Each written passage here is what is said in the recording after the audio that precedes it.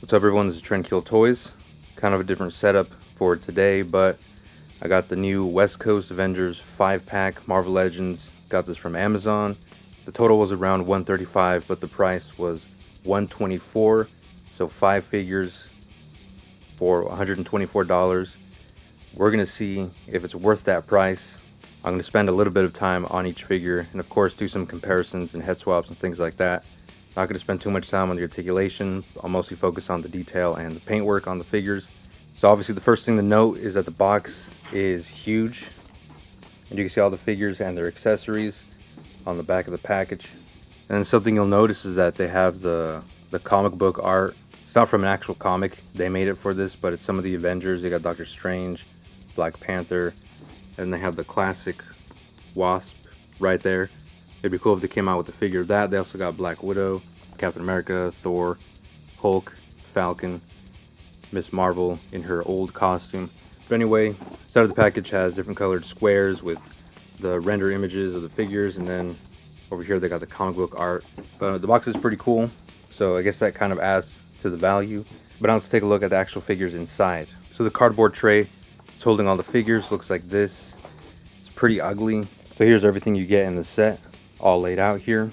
And I guess we'll just go from left to right and take a look at each of the figures. Again, I'm not going to spend too much time on articulation. So the first one here is the Silver Centurion Iron Man.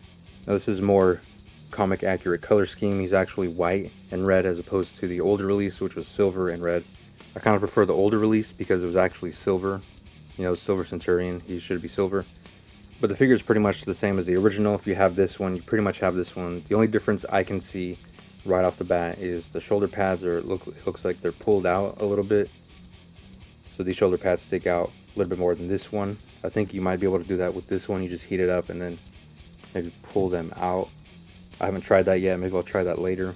But it looks like that's the only difference between the two figures. So depending on which look you prefer, I guess this one would be more comic accurate because in the comics it was kind of sticking out more than this one. These are a little bit closer to his shoulders. Sometimes he was silver in the comics, like in the covers and stuff. Sometimes he was white. Still prefer the silver color. So I found another difference between these two Iron Man figures, Silver Centurion figures. Looks like this neck has more rings.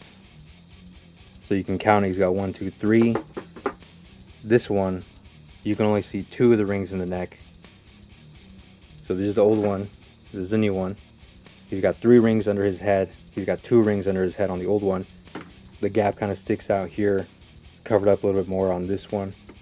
And like I said, as far as the articulation is concerned, it's exactly the same. Everything still rotates, and the joints are still kind of soft and gummy. So there's a lot of flex there with the joints. It's kind of disappointing. They're not even upgrading, you know, the parts that they use. They're not upgrading the plastics that they're using. They're still using that cheap plastic because they're trying to cut corners and save money. But so far, no big QC issues with this figure. In the accessories, you just get 2 fists and 2 blast effects, same blast effects that we've seen a million times from Hasbro, and pretty much the same things you get with this guy. So just a repaint, slight differences like the shoulder pads, that's it, and the color. So I guess if you really prefer the comic accurate look, then you should definitely pick this up or look for it loose on eBay. I have seen some on there. Wasn't really too excited for the Silver Centurion. I do like it a little bit more than I previously thought. But now let's get into one of the figures that I was excited to get, which was the Spider-Woman. And this is the Julia Carpenter Spider-Woman. Now the reason why I was excited to get this one was because it's from 1994 Iron Man animated series. So this was the Iron Man that was in that show. So it's really cool to have these two together. First, you know, the body's just a plain, the female Marvel Legends body that we've seen many times before.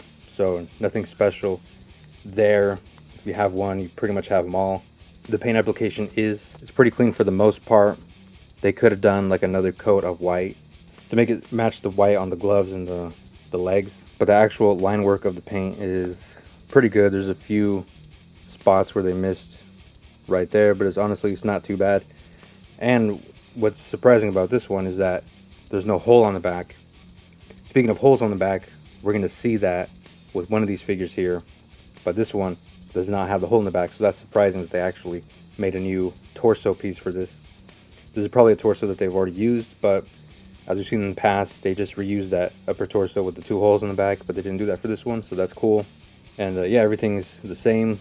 Going forward with the torso is still pretty limited. Back, a little bit better. Legs are pretty good. These joints are a little bit sturdier, still really soft. They shouldn't be that soft. Way too much flexing in those joints.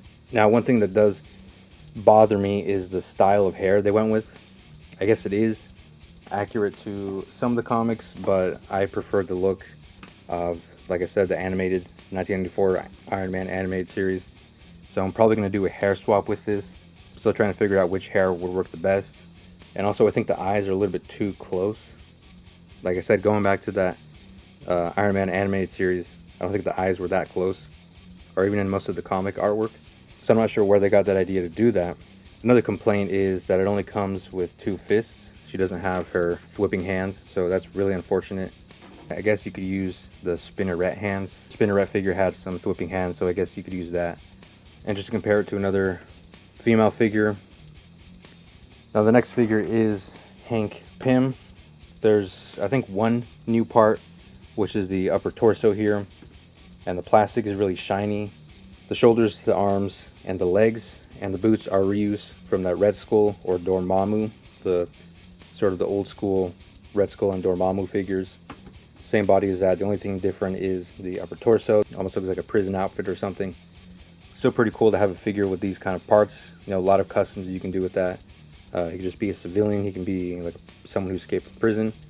And the head sculpt is actually pretty good too.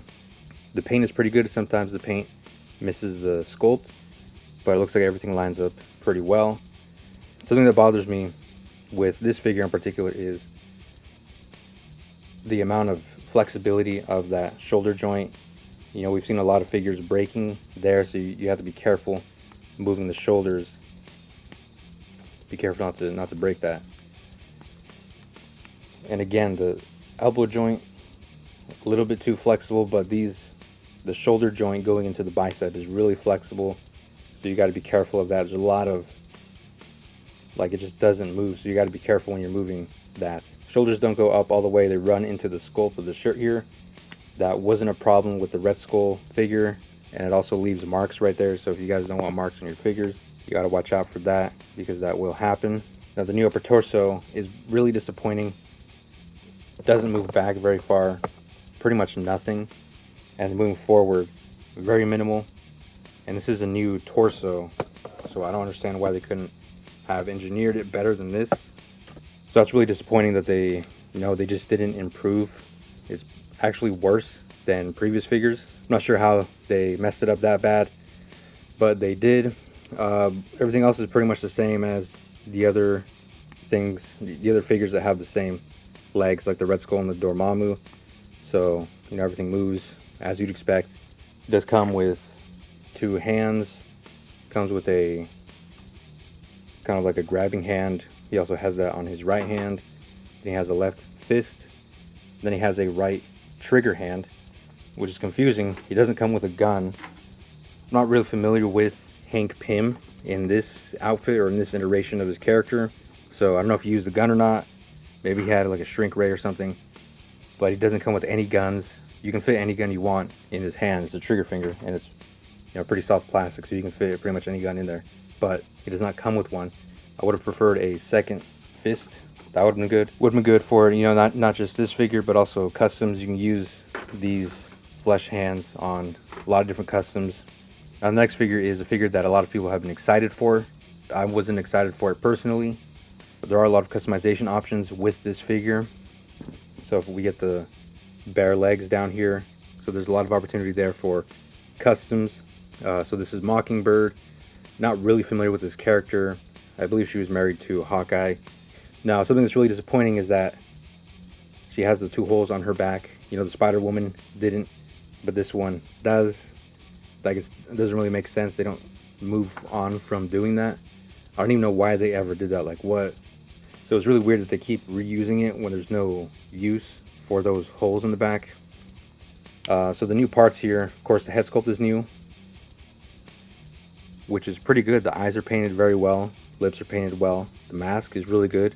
I would have expected to see some paint splotches all over the mask, but it's actually pretty clean. It's glued onto the face, so if you do remove it, there's going to be some residue on the face. The hair is also done really good. You got the lighter wash on top of the hair, which is a darker yellow. That turned out really good. Now, a big complaint that a lot of people had was that it's single jointed elbows, and they had the parts available to them to have the baggy sleeve and double jointed elbows, but they didn't go that route because, you know, they want to save money. They don't want to print new parts, or they don't want to reuse old parts that would take time to rework them to make it better. So they just went with old parts that they had laying around or whatever. So it is single elbow, only gets you 90 degrees. It does have the metal bracelet here, which looks pretty good. And she comes with a karate chopping hand, a fist, then 2 grip hands, and that's for her weapon, which is a metal staff. Reminds me of Robin from the Teen Titans cartoon. And here's the staff in its minimized form. So it comes in 2 separate parts. You plug it together, and I'm assuming it expands into this, the longer staff. So that's kind of cool. You get almost like 3 accessories with that figure. So that's kind of cool. And as far as the new parts are concerned, the paint gets a little sloppy on the chest here. I don't know if the camera's going to pick it up. There's some of the blue peeking through the white paint here. And there's some white paint on the side of the chest there. Pretty unfortunate. And also the line work on the sides here. Yeah, it's really fuzzy all around here, and then up here, then up here. We've seen Hasbro do clean lines before, but now they're not able to do that for some reason. I don't know what's going on there, but you know, the legs are good. First time we're seeing double jointed bare legs, also pinless. That's cool. Like I mentioned before, a lot of customization options there. Also the boots, don't think these are new. They might be, but they feel pretty good. They're not gummy or anything. The joint is nice and strong, so that does help with standing, although it is the high heel feet with no holes on the bottom, so making this figure stand is pretty challenging. You pretty much have to lean it up against something to get it to stand. There's what she looks like holding her staff. She doesn't really hold it that tight though. So now we'll get into another figure, the last figure, but this was another figure that I was excited to get, the updated Tigra. So obviously, you know, people have been talking about it ever since they released the images for it. The orange is a lot lighter than the old one. I'll just bring the old one here, and she does have shoes on. I used her feet for another custom, but yeah, so I just threw those shoes on there. Anyways, the orange is lighter, and she comes with a new head sculpt this time around, which is this one, and they did a really good job on this one. The hair sculpt is really nice. There's no wash on it or dry brush. I'll probably go and add that. But the face is really good. The makeup, the lipstick, the eye makeup, the eyebrows are painted very well. So I really, really like how this came out. Also, the bikini is a different color. It's a blue instead of the kind of brownish color that they went with on the old one. So, you know, it's more accurate to the comics. So that's really cool. And the body is exactly the same as the other one, so you get all the articulation. Now the only drawback is that they didn't fix the issue with the hips up here. So like, I think a lot of people did that the modification where they trimmed out some of the extra plastic that was above the hip right there to get more movement out of it, because it only goes up that far before the modification. After the modification, it goes up much farther. So you're gonna have to do that with the new one again. They didn't fix it. They don't want to sculpt new parts and manufacture new parts to make the actual figure better. They just reusing the same old parts just to repaint. They cast the plastic in a different color. Everything is the same. The tail is still removable. Same tail. The updated face, her angry growling face. I never liked the sculpt on this one. I think it's okay, but they could have done a lot better. I just think it looks kind of weird. It looks kind of odd. The 2 scratching hands, or the 2 hands with their claws out. So I really like this figure. I always thought the figure posed really well, especially after you do the mod on the legs. And pretty much any pose you put this figure in, it looks really good. So now having gone through all the figures, in the set, we can do some head swaps and comparisons, size comparisons, things like that. So for the Spider-Woman, I was thinking about maybe using this hair on this head. I'll probably try it and then post some pictures on Instagram. There's also this red hair. I think it's too red though, and it's probably not going to fit on this head. I think this head is bigger than this one. And then for the Hank Pym figure, if you have the recent Ant-Man that came out, you can do a head swap onto that. That's what that looks like. It does look a little big on this body, but I think it still works. Then there's the Ant-Man head on this body. Kind of weird, not sure why you'd want to do that, but that's what that looks like.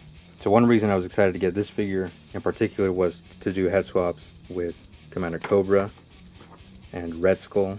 So this is kind of like a prisoner Cobra or something, maybe a disguise. I don't know, for some reason I just thought that would look cool. Here's a custom Red Skull head on there. And here's how the two figures look side by side. You can tell some of the parts are reused, but the torso piece is the only new part. I did put a black paint wash on this figure. I might do that with this one. That would make it look a lot better in my opinion. Then if you wanted to know what the Hank Pym head looked like on G.I. Joe Classified figures, that's what that looks like. Pretty cool. I could see this being used as a custom Duke head sculpt. Not really sure what to do for head swaps for the Mockingbird, but here's the Elektra head from that 3-pack, the Daredevil 3-pack. Pretty good. It looks a little weird on there, and it is a pretty tight fit on there. I think this ball joint is bigger than the regular Marvel Legends female, so just be aware that some head sculpts might not fit. And then head swaps for the Tigra is going to be next to impossible because there's nothing else that has this skin tone, so any head you throw on there is going to look kind of weird. So I'm just not going to do that. I did forget to show what the alternate head sculpt looks like on this body, and I mean it's okay. I'm still not really a big fan of this head, and I really like the new one that it came with, so I'll never be using this one. Then really quick, I'll do some size comparisons. Here's the modular Iron Man. Next to them, obviously he's taller than the females, not by much. You know, Tiger's hair pretty much reaches the top of Iron Man's head, but he is taller than Spider-Woman, taller than, about the same height as Hank Pym. He's actually a tiny bit shorter than the Silver Centurion Iron Man. And for the West Coast Avengers displays, here's Scarlet Witch, and she's actually shorter than both the female Marvel Legends over here. She's actually a little bit taller than the Spider-Woman, shorter than the Iron Man. So you can get an idea of what the West Coast Avengers display would look like. Here's what a G.I. Joe figure looks like next to them. About the same height as Hank Pym. A little bit shorter than the Silver Centurion Iron Man. He's almost the same height as Tigra. A little bit taller than Mockingbird though. Then here's Masterverse He-Man. Of course, he's way bigger than each of these figures. So just to give you an idea of what that looks like. Here's another 7-inch figure. This is the McFarlane Gold Label Flash. And of course, again, he's taller. But just to give you an idea of what this would look like on your display if you collect McFarlane and Marvel Legends. Spider-Man, shorter than Hank Pym, a little bit shorter than Mockingbird, and Tigra, that's because of their hair, taller than Spider-Woman, and then shorter than Silver Centurion.